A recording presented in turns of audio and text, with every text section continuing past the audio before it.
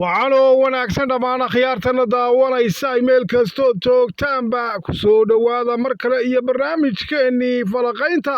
qodobadan ku soo qaadanayno waxaa ka mid a dowladda fadhiidka ee soomaaliya oo hadda ku dhawaaqday dagaal labaad oo ka dhan ah qarannimada jamhuuriyadda somalilan kadib markii ay somalilan kaga guulaysatay hawada waxaa hadda ay bilowday haddaba dowladda fadhiidka ah dagaal kale kaasi oo ah in ay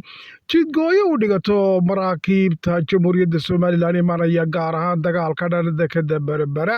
halkaasi oo hadda ay budhcadbadeed bilowday waxaa kaloo aan idiin hayaa faahfaahinteeda oo hadda xogii ugu dambeeya aan idiin hayaa ciidamada maraykanka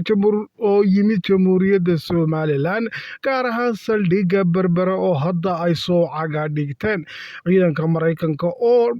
dhowrkii maalmood ee ugu dambeeyeyba u soo guurayey dhinaca iyo saldhigga ay ku leeyihiin berbera ayaa xoogihii ugu dambeeyey aan idinka hayaa iyo faahfaahin dheer iyo maraykanka usoo xabaangurtay in uu kulli ciidankii iyo markaa saldhigga militari ku lahaa jabuuti wixii ka yaalay oo dhan waxa uu soo raray dhinaca somalilan oo maanta ayaa aan idiin hayaa in uu qaybihii ugu dambeeyey ay halkaasi ka soo xabaangurteen qacdii ugu weyneyd oo ka yeedhay ninka horjoogaha ka ah dowladda jabuuti ee ismaaciil cumar geele oo hadda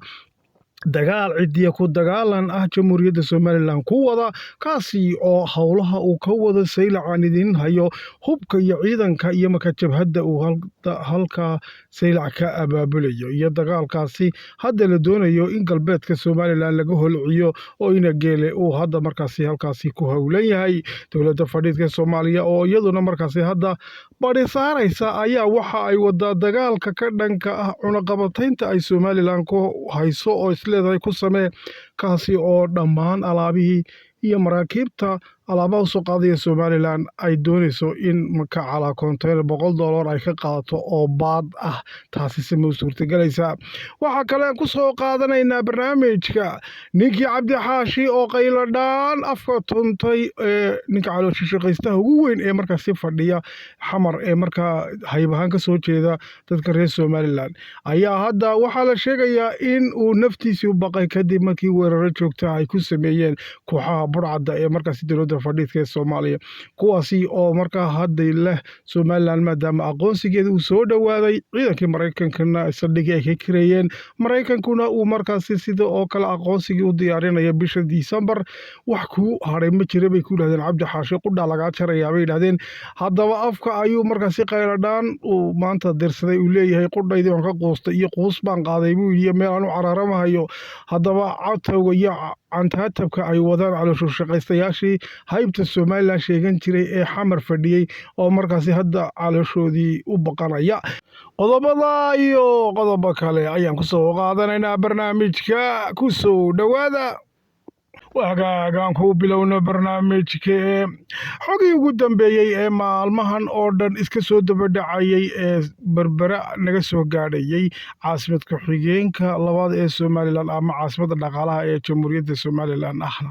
dekeda markaasi qutal daruuriga ugu weyn uu soo maray somalilan iyo magaalo xeebeedka iyo markaasi goob iyadoo istaraatiiji ah oo caalamka oo dhan markaasi kala qaybisa ayaa berberi waxa ay hadda noqotay mid istaraatiiji badeed iyo markaasi mid cireed iyo mid xitaa isbeyska yacni moogtahay in marka la sheegay dayax-gacmeedyada la duulinayo iyo isbeyska caalamka oo dhan inay tahay meesha ugu dhow ee xitaa bilaa tushuushka ee kaleerka ah ee marka isbeysyada iyo dayax-gacmeedyadu ay ka geli karaan hawada sare marka waa buqcad istaraatiiji oo ilaahay nagu manaystay taasi oo ah guusha aynu dheernahay marka iyo horumarka iyo markaa isheena awoodda buuxda ee markaasi aqoonsiga xitaa inoo keenaysa war berbera taasi ayaa hadda iyaba furkeedii uu bilaabmay ciidamadii maraykanka ayaa la sheegaya maalmihii ugu dambeeyey markaasi ay hadda u soo xabaanguranayeen una soo gowrayeen iyadoo diyaaraduhu ay isdhaafayeen ina geele ayaa qacdii ugu weyneed ay ka yeedhay isagoo halkaasi markaa bilaabay dagaal cidiya ku dagaalan ah saylacna markaa 4 cawlcawlan usoo dhiibay qoriye oo le markaa halkaasi ka dagaalama iyagoo magac shaar beel ciise la idhahdoo sheeganaya si kasta ha ahaatee waxaa hadda ay dowladda fadhiidka ee Soomaaliya iyaduna ay wada in ay markaasi isleedahay berbera albaabada iskugu laab oo markaa dhaqdhaqaaqii xagga maraakiibta alaabaha usoo guraysa markaa berbera ayay doonayaan markaasi si cunaqabateyn u saaraan Somaliland in ay filowgeeda sameeyaan taasi hadda ay hirgeliyeen markab kastoo alaab usoo wada dhinaca iyo Somaliland ayaa markaasi calaa container $100 ay saaratay dowladda fadhiidka ee Soomaaliya dad badan ayaa waxay ku doodayaan oo leeyihiin saameyn inuma yeelanayso waayo badii ma joogaanoo cashuur ma guran karaan laakiinse dadkaasi waxa weeyaan dad weli hadda la haysta dee systemkii hore ee buugaagta iyo maraakiib meel isbaara la dhigo lagu guranayo cashuur iyo war waxa waa la iskala tegey markabku isagoon kama soo dhaqaaqin badekadii oo alaabta ka soo gurayay halkaasi ayaa cashuurta lagu kala goosanaya nidaamka markaasi systemka electroniga ah every container waxa uu leeyahay markaa barcode buu leeyahay wax loo yaqaano oo mogtay logistics dadkii ugu horreeyay dhigi jiray baan ahaa oo ilaa mogtay meelaha 2015 ayaa mogtay dad badan oo aan u dhigi jiray logisticska ayaa xasuusta waqtigaas weydiin jiray oo maxay barcode iyo sida containerka loo ogaan karaa waxa ku dhex jira waxa jira barcode readers wax loo yaqaano every container kasta oo markaasi jira waxa uu leeyahay lambarka kaga dhigsan dhinaca ma aragtay tirooyinku ay ku qoran yihiin tiradaasi ayaa la register garaynaya kadibna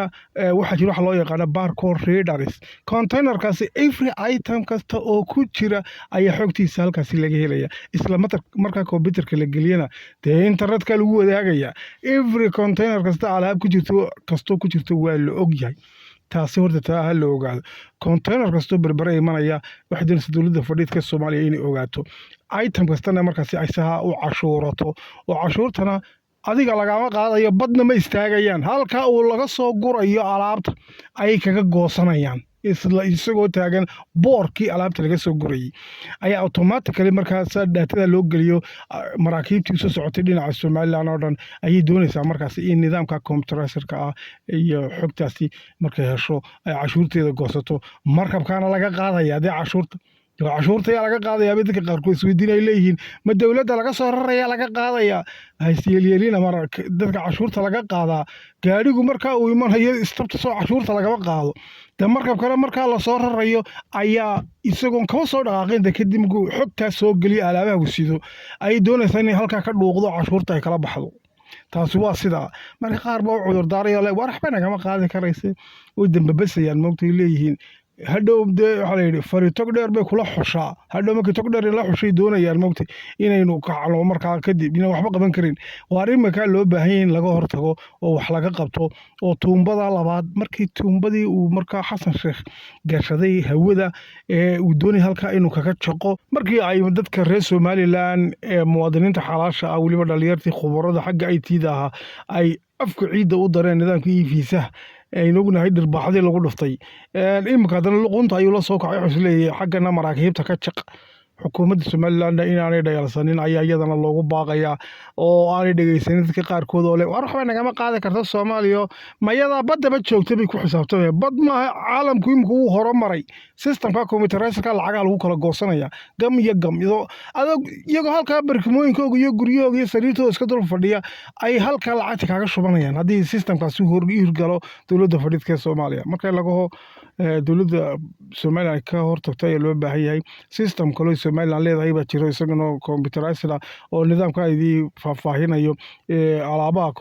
ku jira containerka lagu cashuurayo automatically ayay leedahay